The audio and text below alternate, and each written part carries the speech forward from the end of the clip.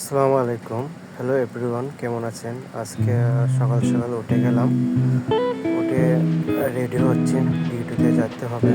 আমি প্রতিদিনই সকালে উঠি, কিন্তু আমার উঠতে কেন জানি লেট হয়ে যায়। এটি বলতে পারি না। প্রতি রাত্রে বলি সকালে উঠবো, সকালে উঠবো। কিন্তু উঠতে লেট হয়ে যায়। তাড়াতাড়ি সকালে উঠলাম, মুখটা ধুয়ে ক্রিম দিলাম, দিতেছি।